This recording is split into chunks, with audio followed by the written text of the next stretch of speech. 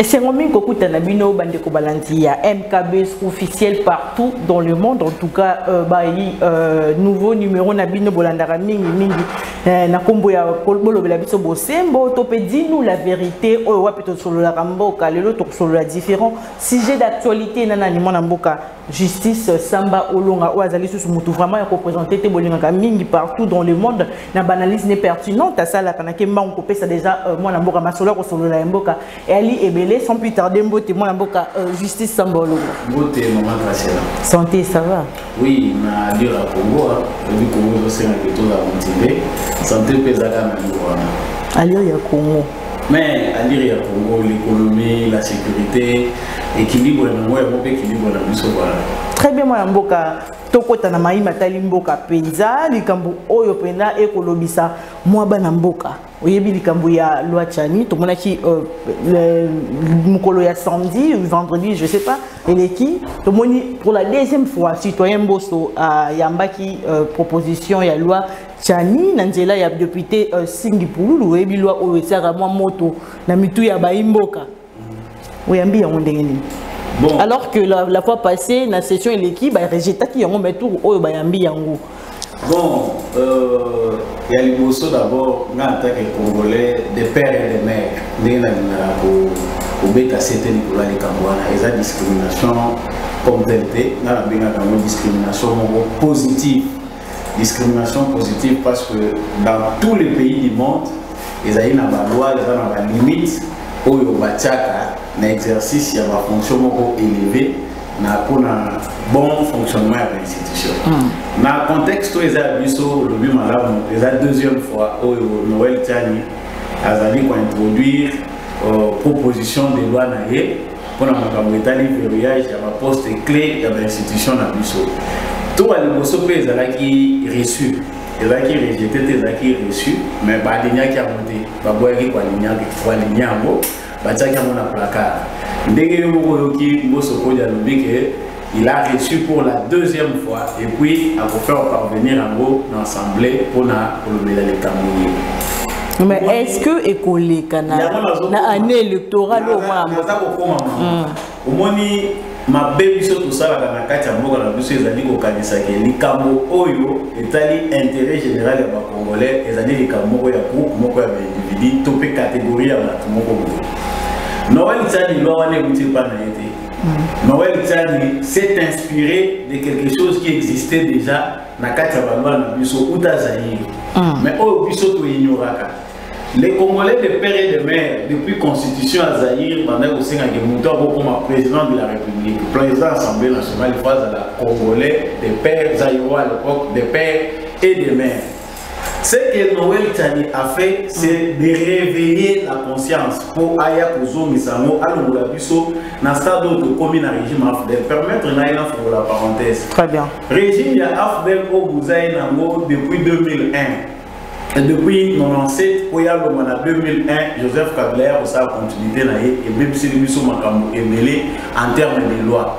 Nous sommes congolais les lois, ceux qui ont paralysé total dans l'institution de l'Amiso. Ceux qui ont d'abord, premièrement, qui est congolais, qui ne l'est pas, et les résultats politiques à AFDEL. Nakati congolais, à l'histoire de Malam, l'histoire de Congo, avant de l'État de reprocher. Nazongimba on a likamwetali loi ya Noël Tchani. Noël Tchani kama zobeta makambo azobeta la société ebele biso toyebaki na noté gravité à situation. Na bolo ba biso peut-être abusivement mais certains congolais ba yebaki de. Lelo est-ce que vous voyez ba nombre ya ba généraux tuti. Oyo baza ko linga kubenga ba nyamuleni. Oyo ba trahir armée na biso depuis que Félix Tshisekedi azana pouvoir. Bazo sala la défection ba longwe na armée ba qui ko rejoindre le camp ennemi. Est-ce qu'il y a un nombre il y a ba militaires oyo ba kimi FARDC bazo que ko rejoindre nanani camp ya bamona. Ils sont dans la police, bazali na kati ba service écrit bazana ba institution presque nyonso. C'est que Noël Tchani n'a pas pu dire ouvertement nous avons été infiltrés du sommet à la base. OK. Bah tout ça quand ça pour na bien atteindre les Congolais se trompent parce que on les lots problématiques les années que Pombo so aligner loi wana ya nouvelle tchani ba débattre en mot bazo ça il a calcul politique. Est-ce que mindele balobini ba américain baza ko kanisa nini ba européen balobini est-ce que biso avenir na biso ba Congolais potozo isa ordre ko ça la biso ba vrai Congolais to reprendre le contrôle ya mboka na biso toujours dépendre des États-Unis. Parce que nous nous ezali que bapaya bakokanisa ke loi wana ezali loi moko ezali comme ma exclusion l'élection et cause la inclusivité. Est-ce que cette loi là est taillée sur mesure pour na kolongola kaka candidat moko ezali Moïse Katumbi? Parce que l'homme le plus visé Katumbi moi Moïse Katumbi aza tout cité aza Nyarwanda te il n'est pas Aouti Rwanda aza juif. Quand vous avez les généraux rwandais, est-ce que vous avez Moïse Katumbi?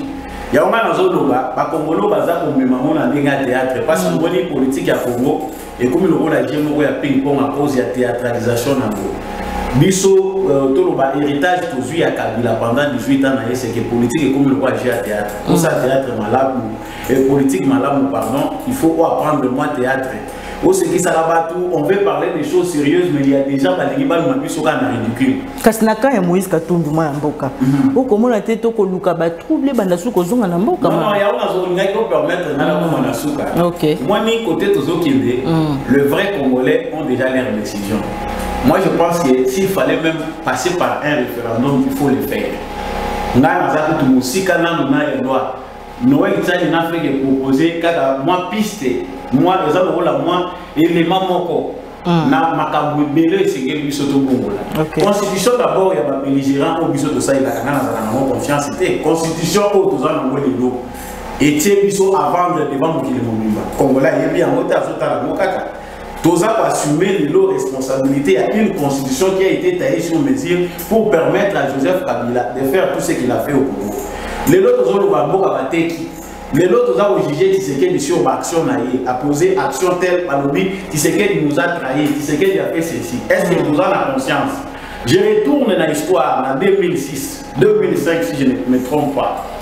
Étienne Tshisekedi a averti ça du peuple congolais. Bozo qui est des référendums, pour qu'il ait voté constitution OU, pour qu'il ait signé acte de vente Yambo Kanabino. Je pense que c'est quelqu'un qui parlait peu, Congolais va comprendre tardivement. Nous en vivons aujourd'hui les conséquences. Personnellement, Étienne Tshisekedi n'est plus. Après tout ce qu'il avait dit, les Congolais ont la maturité, tout ça, la choix en tant que peuple. Aujourd'hui, ne pouvons-nous pas réfléchir tout est Moutouana, Savawana, tout ça qui n'a yé. Alubagi solo toi aussi. Aujourd'hui, les gens bazar autant à l'institution, président de la République, Tshisekedi a dit, Tshisekedi a fait, Tshisekedi est allé signer des accords. Mais les gens n'ont pas le temps de poser des questions par rapport à l'histoire. Comment on est arrivé là? Conséquence, il y a Bouzo, Biso, choix, manipuler Biso, Tindiki, Biso, Tokoy, Nalibolo. Très bien, moi, j'aime beaucoup faire réfléchir. Il y a un Tchani a donné une piste de solution parmi tant de problèmes que nous avons. Les problèmes d'ordre d'abord général, c'est celui qui consiste à que mon réforme politique, il faut y avoir la constitution. Tout a été fait pour que na Congo, identité zalati. Biso ba Congolais, tous alliés mélanger de sorte qu'il n'y a pas les Congolais, il n'y a pas d'étrangers. Moutounion soit dit que ça la même un Chinois peut aujourd'hui devenir président au Congo et ça sera valable.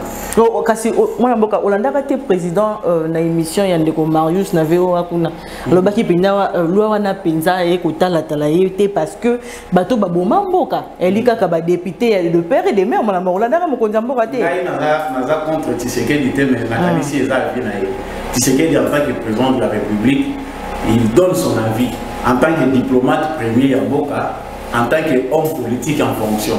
Mais nous, Congolais, en tant que Congolais, je ne parle pas sur langage. Okay. En tant que Congolais, il est pratiquement impossible aujourd'hui, Bisso Congolais sur base, il a vécu dans Bisso. toi accepter les sous qui n'a pas poste clé à l'institution dans biso tous à la diriger dans batu oyo baza congolais d'origine. Très bien. Et puis na za rigoureux côté wana. Lorsqu'on parle des congolais d'origine les ça na biso ba boti ba na ba na poto ba boti ba na poto baza na papa congolais maman congolaise. Mais ils ne peuvent pas briguer de haute fonction dans mboka na biso. Pourquoi? Parce qu'ils sont nés à l'extérieur baza na culture mususu. Et dans les lois, il faut que ça existe. Pour Nani Arnold Schwarzenegger aux États-Unis d'Amérique n'a pas été permis à postuler comme président de la République. Il est américain, à Botama Libanda. Mais on permet à Barack Obama qui a un père noir qui a brigué magistrature suprême pour aux Hollanda, la nuance ces alliés, il y a beaucoup de choses. Ce que Tchani a proposé, c'est un début de solution. Il faut tout accepter à bras ouverts. Donc,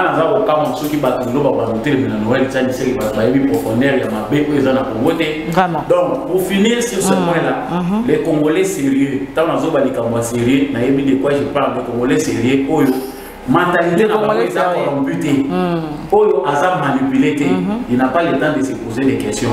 La majorité des Congolais qui réfléchissent normalement, 500 signaux sur ça correct, à retourner cette loi-là doit passer pour qu'on puisse surtout pas voter à nous. Et les Kandéguana. Sans faire de calcul, il faut diviser Congo, il faut diviser les Congolais. Nulle part les Juifs seront divisés parce qu'il y a un Congolais, il a commis naturalisé Juif. Allez, nous Congolais, on a dit que comme jamais, président na Israël, et puis Juif Bakawana. C'est pratiquement impossible. Très bien. Moïse Katumbi nous a déjà prouvé de quoi il est capable. Pour ne pas parler de tout. Moïse Katumbi, ici, les problèmes deviennent chauds. À qui me l'a pas banal. Et pas banal, on a yé, pas juif. Loyauté, ni les bisous sont reliés parce qu'ils mouton le doigt comme président de la République et pas dans bisous. En cas de problème, lui, au moins, à la seconde patrie, à la juif, côté aux Zambiens, au moins, on a député dans Zambie. La famille est éparpillée. Sa femme est une soki burundaise, soki ougandaise. Bon, yo na bachoa wana on a besoin de la politique. Mais il y a kolinga mboka mwana mboka lobi ete boyoka kite mambaloba ki ce qui déploiement vraiment il y a 500 armées angolais ko ya na Congo elle peut yenda à proposer ki mamboko na kite. Moi je ne souffre pas d'amnésie hein. Ba congolais parce que la politique ya bossa na lomo. Na souffrir d'amnésie na liste on a za na ngoya ba bomi mboko. Ba criminel économique na politique Moïse Katumbi fait partie. Alors ko ça na mutandenge wana. Tant mieux pour eux. Mais pour les Congolais qui réfléchissent, tout ça sur notre pour ça, il va y avoir des débat ici d'équipe. Quand tu as fabriqué des choses, les Congolais seront divisés. Nous savons que tout ce qui se passe au Katanga, c'est du montage. On manipule des jeunes gens, par exemple, pour ça va bongo. Pour manipuler les ceux qui loi wana, soit voter à bongo et Kukabana. Les Congolais Kukabana kate. Chombe à soi la béni Congo le dasala et Chombe aujourd'hui m'implique le Congo est un et indivisible. Très bien. Les lots réactions par rapport il y a déploiement il y a 500 militaires angolais bakoya na est mboka na biso. Malgré tokoyo ka balobi déjà bango bazali armée ma offensive té bakoya kaka ko observer hein respect il y a cessé le fait et tout. Mais tout comme on a armée qui na est moi na mboka. To komi moi plutôt comprendre té. Le complot est déjà déjoué parce que toujours on a ba front et belé. Ba te belé ba se concentrer na makamutali FARDC mais ba éviter que ba phase des alliés belé na bitumba. Dès que FARDC ça zo dans la front, attend on a pour le pas sur le plan diplomatique. Complot ou té bandara c'est que des accords président. Peut-être paix à Botabalina nité. Côté ba utaka na idée ya komina kopanza Congo okabola mo biteni. Je pense que c'est depuis le Lumumba. Mais les lots, pour la raison dans le contexte de Mutuna Nayo, vous remarquez que l'armée c'est une solution qui nous avait été proposée par la communauté, par la communauté internationale. Conseil de sécurité, Bazana Sima, Union africaine, Bazana Sima, EAC, Bazana Sima, Balobi, Congo, le la crise des armes à casse, Sima, tout ça pour créer armée, force régionale pour tout résoudre le problème. Tout le monde a condamné Tshisekedi Balobi qui l'a trahi, il ne fallait pas qu'il y ait EAC. Il ne fallait pas qu'il accepte force régionale. Il y a des contraintes, il y a diplomatie. Le Congo ne peut pas aujourd'hui se battre contre le monde entier. Biso tous les victimes, il y a un complot international. Même dans nos démarches, tant que nous allons pour tous la souveraineté dans biso totale, il faut que la place de la diplomatie existe toujours. Voilà le rôle que doit jouer Tshisekedi pour à convaincre le monde. Toi arriver au point où Baza pour reconnaître Bisso comme un État souverain puis respecter Bisso comme tel. Il y a une démarche là-dessus. Mais le problème pour tout ça pour la force régionale est venue au Congo contre les Congolais. Les Congolais vont les quitter. Dès que une force régionale. Je suis de près du raisonnement du président de la République. Alors, il y a un Congolais veiller. Force régionale liée. Comment il force offensive observer le président Tswana à lobby en Afrique du Sud. Ce qu'il dit, c'est le contraire de ce qui a été écrit. Biso tozali na conclusion, il y a la recommandation à Nairobi. Nulle part il avait été dit que la force régionale est pour la mission d'observation ou bien de maintien de la paix. Non. Pour un mandat offensif. Donc, le rôle à Macron, nous avons même pour Muzindo. Mon peuple Macron ici qu'à Tambolaka na milieu Mabé. Ce que nous avons besoin de gagner en Afrique, ils n'ont pas battu. Afrique de l'Ouest. Donc Macron Tambolaka na milieu Mabé. Notre diplomatie est mise en mal. Nous avons des difficultés quelque part. Place Oyo, tous les Congolais canadiens sont français. Quoi que les Congolais faillent bas. Politique au Tshisekedi d'aller Nambo. Il y a gagnant-gagnant. Politique au Tshisekedi d'aller Nambo, il y a Poulinga pour revoir Makambounion, sondé pour ça les massifs toute l'étendue du territoire national. Ils appellent à opposant Nambo. Comme on peut dire calmement que le statu quo est allé quand les changements est allé. Bah décider il y a monde. Au Bachaka Macron a pouvoir. Au Tiba Biden. Au Bazar Angleterre, ils ne sont pas encore tous convaincus qu'au Congo, il doit y avoir un nouvel ordre. Bien que Tshisekedi au pouvoir, ceux qui sont capables de Tshisekedi, ils doivent continuer à manger ou bien avoir ce qu'ils ont comme faire derrière le Rwanda. Mais Tshisekedi est clair dans sa diplomatie. Bolingi, qui a exploité dans le Congo, pour la grande porte. Pourquoi il faut utiliser le Rwanda? Pourquoi il faut utiliser l'Ouganda? Et ça, il faut que Tshisekedi a bloqué à quel niveau? Si les Congolais comprennent où Tshisekedi est bloqué, tu vas aider. Ce que les Congolais peuvent avoir une cacophonie, avoir une manipulation sur base de global, c'est que nous ne pouvons pas voir les solidarité. Donc la force régionale aujourd'hui, si elle est inutile, c'est à cause de offensive il y a français. La France n'est pas là pour la paix à l'est du Congo. Jusqu'à la preuve du contraire, la point où la France a pu sauter. Grande-Bretagne également. Qu'est-ce qui fait que dans le Canada, tu as commis sur le terrain, les militaires kenyans, il y a Tanzanie, il y a Burundi, mais toujours au foot à Bango, bon, ils ont so, éviter ces 100 millions de dollars pour une échéance de 6 mois. Pour les a utilisés pour le foot à Batouana. Faire des azoké, moral et militaire n'a plus aux amis. Vraiment. Baza pour annoncer dans la télévision que force kenyane est pour Moudabitumbaté. La présidente tanzanienne, Azane Senghor, il a annoncé que les militaires sont petits, ils vont pas bundaté. Vraiment. Bazawana pour le maintien de la paix. Et bon, vous avez Bangolais. Nazo comme un Bangolais. Bon, tous les Bangolais, tout Bakissa. Les Angolais, on peut observer. On peut sur information que n'a pas lobby Angola après sur base de la visite du président de la République, les militaires angolais vont voyager sur côté. Le rôle de observateur, pour faire respecter le mécanisme. Il faut processus à l'imposso ici là. C'est-à-dire, ils ont décidé que M23 il faut se réduire. Il faut Bitumba ici là, pas qu'à Bitumba. Tant M23 pour se cantonner quelque part, c'est l'un des forces il y a des Angolais qui peuvent intervenir dans un mécanisme de vérification. Macron a dit que Angola a aussi une précipitation des militaires angolais dans le Congo. Dans le contexte minime. Kinshasa est sous pression. Vraiment, il y a la communauté internationale qui a une négociation. Pourquoi seulement Kinshasa? L'autre, il y a Rwanda, FDLR, Tilelo, qui parle de négociation. Pourquoi seulement Kinshasa? Tout à fait. Pour éclairer bateau baza kolera sima Kagame. Nous avons vu comment il éclairait. Là était mutunaza kutinda ba M23 tout ça. Biso to yebaki déjà que Kagame a commis pour nous. Volte face au azui sikolo et la kisi ke batwana ba tindi qui est lisusu. Biso toza sous embargo. Ba lever embargo na biso toza agressé. Pourquoi pas sanctionner pe mutu oyo azali pour alimenter mouvement principal baza ko benga M23. Na Ukraine, la même communauté internationale, les États-Unis, la France, baza pour apporter soutien à un pays où ils baza pour agresser. Ils allaient Ukraine. Parce qu'ils réussissent à violer l'intégrité territoriale. Ils allaient violation à droit international. Donc, en principe, les Nations Unies doivent secourir le pays où ils pour violer l'espace naïf. C'est de la même manière qu'ils devaient nous assister, puis sur les Congolais. Mais pour eux, ils ont dit bami na bato ya mutema mabe et Tony Bondoki. Bato wana oyo balingi mbongo, bato wana baza kosiba ba makonde na betela ko lisolo, bango baza kolinga bazala na sima ya wana.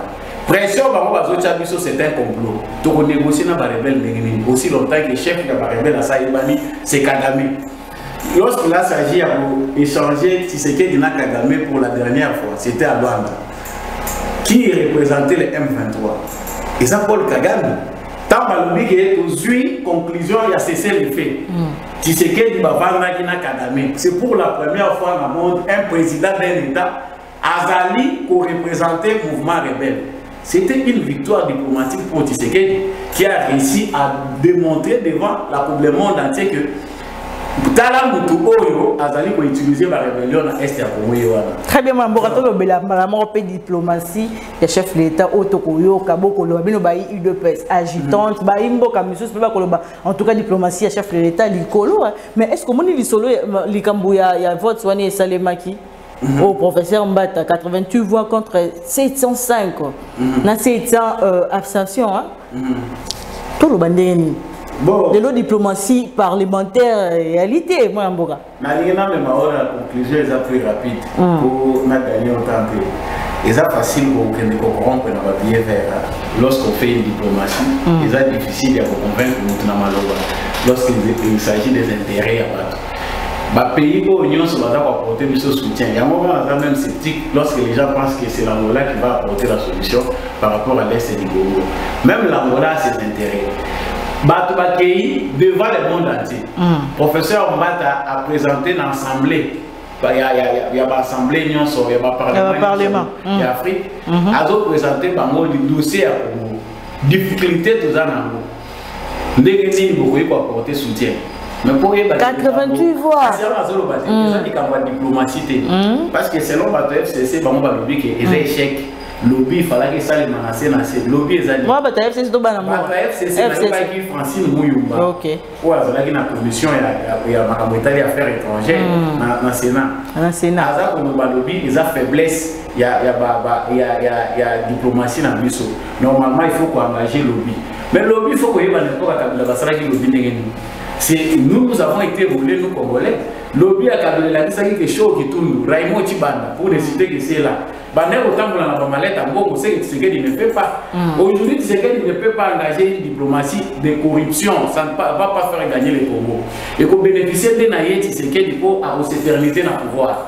C'est ce que Kabila fait tout ce temps de notre diplomatie.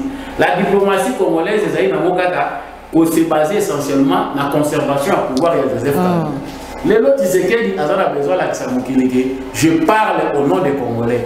Je l'ai dit seulement Congolais ne mutaza na simanangai. Ce qu'on va corrompre tant mieux, mais le Congo va se prendre en charge. Biso toza ko keni maleme so omoni barrière à l'ebosso aussi to longa balongoli amango. Omoni que tozali ko s'empresser que to réarmer armée na biso. Tozwa ba outils nécessaires. Les lots côté de ma guerre na Rwanda. Toza kozela logiquement, il y a condamné aussi aujourd'hui le Congo fait la guerre au Rwanda. Parce que tout comme les gens dans le stade, il y a 3000 réserves. Mais apparemment, il m'a pas dit que déjà. Il y a un temps. Malgré diplomatie. Chose, pour paraphraser, il y a un philosophe qui est important. Alors, il y a un philosophe qui est important. Les alliés sabres dans l'esprit. Ce qu'on a dit les sabres ont souvent tendance à emporter sur l'esprit. Mais à la longue, dans ce cas de combat, c'est toujours l'esprit qui l'emporte. Dans ça, vous développez. C'est-à-dire les armes que vous voyez, elles sont plus fortes que l'esprit humain. Elles sont plus fortes que la raison. La raison finit toujours par l'emporter sur les armes. Mais tellement le bisou dans la raison devant mon Bazar déjà bazar sous pression. il y a un défi sur le plan mondial concernant le droit international.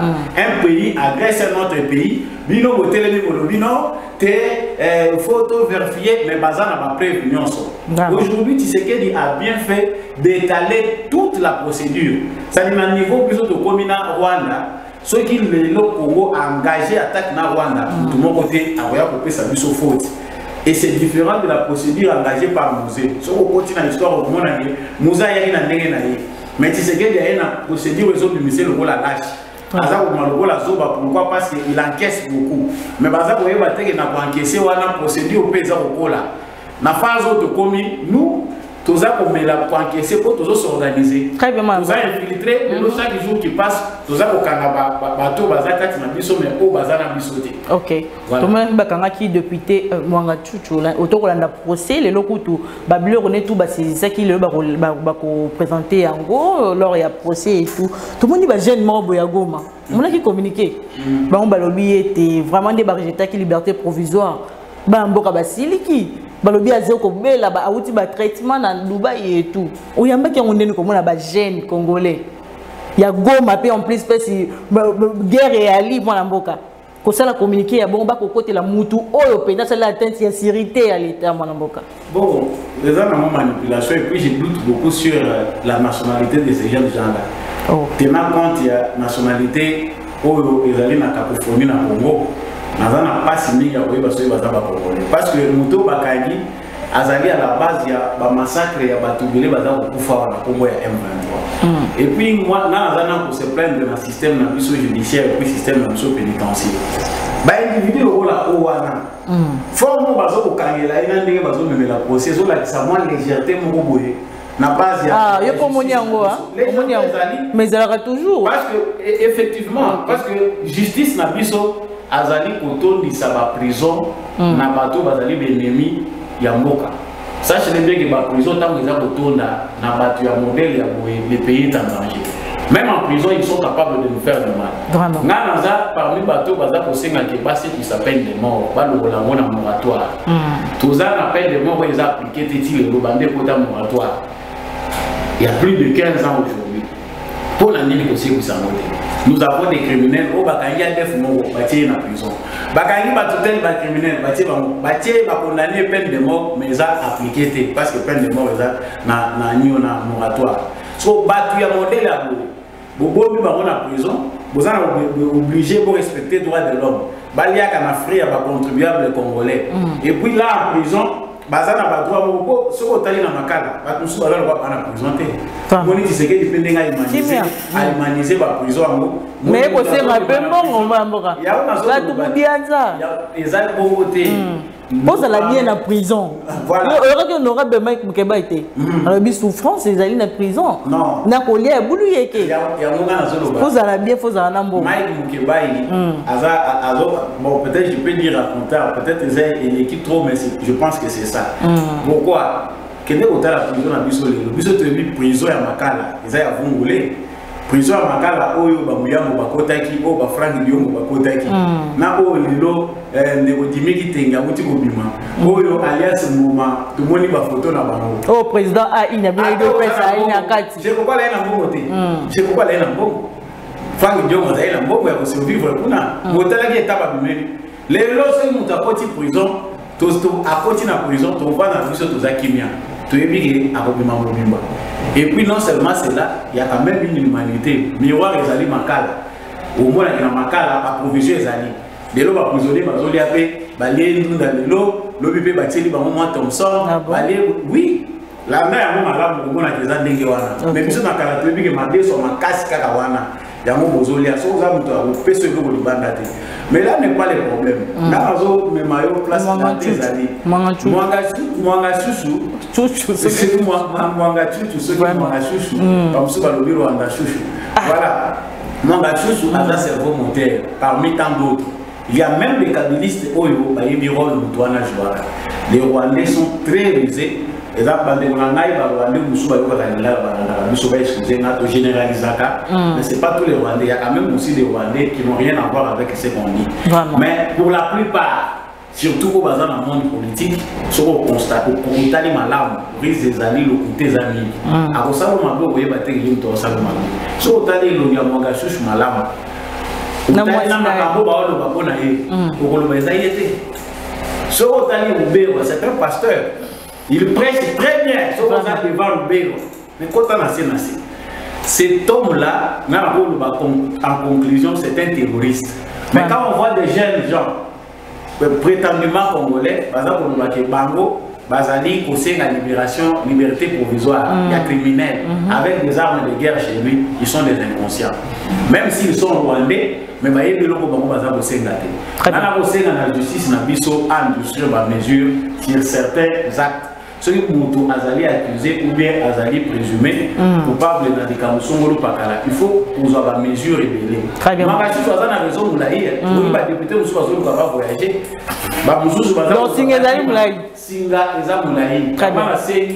Donc, le président du Sénat, Modeste Bahati, à côté de la réunion des gens, il y a déjà allé éclairer madame. Dans la partie politique, pour aller dans la FDC.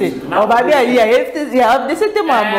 Puis, ça, vous avez dit, mais pas ça fait la réunion. Dans l'INCP, pas de réunion. Ok. Kabou, nous payons dans Makala, avec l'état-major à partir de le président a une abuno Yakala. Un peu du respect. Singa, les hommes, maman, les Rwandais, c'est jusqu'à tel point que vous voyez mais production les a abandonné. Très bien, moi, Mboka, aujourd'hui, cardinal fédéral Mboka, à Boaki, Libara na Molinde Balobara, mais Makambo Lobeli, que certains compatriotes n'a pas Mboka, signé un accord à l'extérieur du pays, on est au monde à passer, au monde à Tilelo. À Boaki, Libara na Molinde, mais Bissoto Monito, Bissote, mais Baimboka, Babiba, comment on est à Boaki, la chef de l'État. On a eu des lois que vous pouvez soutenir parce que Ambon souvent parle sous l'impulsion de la Mboka. Oh. Oui. Il y a côté, il y a la politique. Côté, il y a cardinal qu'on respecte beaucoup et comment on va maintenir politique. Ce qui reste à faire, c'est de transformer l'église. Donc, comment politicien? Ah, mais effectivement. Parce que nous sommes aussi la nourrir la parole de Dieu. Il peut éveiller les consciences des Congolais sans créer des foyers de tension. Mais est-ce qu'il y a quoi sur moi en Boka? Est-ce que Malobayabo est différent d'un ligne na Fayou? Parce que Fayou aussi pense qu'il y a des accords qui sont signés par il y a des gens qui ont promis. Qui a promis? Il doit être clair. Dans la région de Vienne, Zakari Bababa, ça la clair. Nous sommes tous au Botika. Cardinal, ça la clair. Pour Atikanaye ou Milamaloba. Zalande clair. Inutile le bao batu songolo bakalaye bisa batu clair banani. Bale webige cardinal. Il y a le bio autant en combo à batuté. Non non. Alors notre cardinal a des difficultés de comprendre et puis d'incarner ou d'intérioriser que Tshisekedi est président de la République. Oui, nous avons la Moussamaramoute, maman. Ok. Malou, c'est la politique. Cardinal entre autres, c'est la politique. C'est vrai, Cardinal Laurent Moussé Moussina, à ça comment il est vieux. Mais tu es suite naïe, à une égo souka na kingakati. Cardinal Ambongo, au talibé, à ça pendant trop, à ça na makina. Mais tu es suka na Ambongo. Tu sais que dit, n'est pas comme Mobutu, n'est pas non plus comme Joseph Kabila. Alors, au talibé. Faiblesse à Tshisekedi déjà passe Kazo, mais non, c'est un peu comme un pasteur. Il y a un moment où le roi les cardinals ont aussi levé la paix, a commis dans la charge à Makassi, parce que si le niveau de représentation en Afrique, vraiment, il y a 4 ans. Mais il y a un dossier où il y a un dossier à la catholique ou à l'archidiocèse. Est-ce que les gens vraiment importants que Bissoto voit la société civile les Alaga? Si vous voyez la société civile, peut bien pour la peuple. Mais autres la société civile, c'est beaucoup plus ses intérêts à lui privés. Parce que Moutouko Azali, l'église, il y a solo Azali représentant l'église à Sanisaka, à Kabolarati. Très bien, moi, je suis comme une émission, parce que moi, je suis il y a curiosité Koyoka, qui port Yamata dit série vendue. Il y a solo qui président de l'Assemblée provinciale Claude Vemba pour le Babongo Mamboka. Il y a solo Anna. Il y a spéculation. Spéculation parce que nous sommes Congolais, tous ces nourrisseurs à la main, humain. Infondé, vrai, ce sont des spéculations inutiles. Mais quand même, président et assemblée provinciale, le lobby en haut. Rien, il n'est pas informé. Quand vous est-ce que ça va acheter jusqu'aujourd'hui? Mais Molière, les balais, ma ici, tant qu'on policier était député à l'Assemblée nationale. Est-ce qu'il était comme c'est le contraire. On a fait du salaud. Bientôt, il y aura, les vérités seront étalées. Les Congo sous Félix Tshisekedi, à tout bout qui nous coûte dans le vérité qu'on a beaucoup rattrapé. On n'a pas vendu les ports de Matadi. Les Alina, consensus pour le là, n'a pas partenaire. Parce qu'aujourd'hui, construire beaucoup de partenaires Moko. Vous vous partagez les intérêts pendant une durée, vous créez l'édifice. Et c'est comme ça que ça se passe. Des prestations, il y a des francs congolais par rapport à des devises étrangères. Félix Antoine Tshisekedi doit partir à l'autre côté pour vie sociale, la condition de vie sociale, il y a des mboka, il faut s'améliorer. Il y a politique, la diplomatie et tout, mais côté social, rien, il doit partir. Non, non, bon. Congolais, dans la façon dont il y a Congolais, pas dans le niveau de la maturité, parce que le défi de la démocratie, c'est l'éducation. Parce que la démocratie est au coma total, l'état de droit est au coma total lorsque la population a suffisamment formé. L'éducation peut atteindre le niveau de l'enseignement. Si on a des Congolais, parce que ça par manque d'information. Dollar et matagandengeni et kitagandengeni. Soit micro na yo tabola tuna ba Congolais bele ba yebisa yo. Dollar et matagandengeni. Siko eloko sali ba tu passe na lima bon. Na tia ona mai na mnoko. Secrétaire général de Bino landa ki na top Congo. Alobi était dollar et komata parce que guerre et na est membre ya solo wa. Ça pas y a raison. Ah bon? Oui, ils n'allaient pas à la raison. Pourquoi? Parce que les gens qui sont on a des devises étrangères. Ok. Dollar net aussi, tu utilises ça. Ceux qui les lobbies sont tous minéraux, net aussi des devises. Parce que la production, l'essentiel de notre production repose sur les minéraux. Aux hommes, il y a beaucoup de gens exportés, bruts. Il y a un dollar. Dollar, il y a un opérateur économique qui est le matériaux de construction de son bac. Il y a un dollar. Ceux qui sont c'est que le budget est 1 milliard. Supposons que autant de millions pour la c'est un déficit au but de connaître en matière il y a des devises c'est qu'il faut les remplacer mais le problème nous au niveau économique ils ont créé l'inflation ils ont dit problème il y a non maîtrise il y a économie par des propres Congolais économie Congolais ils ont un mabo ya papaye ni au biso tout d'abord produire les airs biso pour les citoyens c'est les Libanais c'est les Indiens c'est les Kabylistes. Na peso quelques exemples typiques Massango et Matima Kasi na Katanga. Mais baki pour découvrir que la société mon communautaire mon ce qui jambe ndé muto ezbombi na mo basali rétention. Olé baté kabilo ba bombi yango ba créer situation moko ya rareté sur le marché. Autorité provinciale à tous les bango mais bino Massango ezomona na te bozana moto te ba lobi tozana moto. Mais elle va que ça l'inspection va découvrir qu'il y a des conteneurs, des bombes, des entrepôts, des manques. Donc, ça là pour bilo va se retourner contre Tshisekedi. Ça, les Congolais doivent comprendre. L'IPA pose produire thé. Massango pose produire thé. Même les Libanais doivent venir avec les argent pour ça la Massango pour continuer la faute n'est pas seulement à Tshisekedi. C'est vrai que gouverner, par diriger Mboka. Mais il faut que les Congolais comprennent qu'il faut investir, entreprendre chez vous. Très bien. Et puis, vous avez fait sérieux. Très bien. FPI,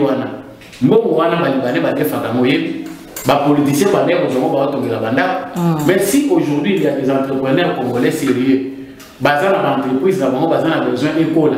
Ceux qui ont la procédure, ils ont besoin de solo. Très bien. Pour reprendre l'économie, ils ont besoin de ils allaient parce que les gens ont besoin de bande qu'on a vu sur bazar libanda moka pour bazar na kati soyons sérieux, investissons chez nous. Très bien, Mme Bokato, comme une souka émission, tous les gens caméra rapidement, il y a Valdi, au PSAMO de la fin émission, va signaler minutage. En tout cas, merci d'abord pour l'invitation. Je remercie Bandeko Nyonso Balandi Bisso. Donc, il y a que campagne des Congolais. C'est notre slogan. Tous ceux qui nous suivent à partir du Canada, des États-Unis, savent que les Congolais, ils apprennent à réveiller à leur conscience. Donc, je salue déjà tous ceux qui suivent Samba Olonga de partout, à travers le monde via télévision à Bisso. Donc, on va continuer toujours aux alas derrière FARDC. Très bien, mon amboka justice Samba Olonga vraiment nazaki nesengo ya koyamba merci nandengo répondre vraiment lokasa na biso na ki vraiment nesengo koyamba binoye na dinu la vérité ya mukolo ya lelo merci na équipe technique mobimba ya MKB officiel le na moni na sima caméra Valdi.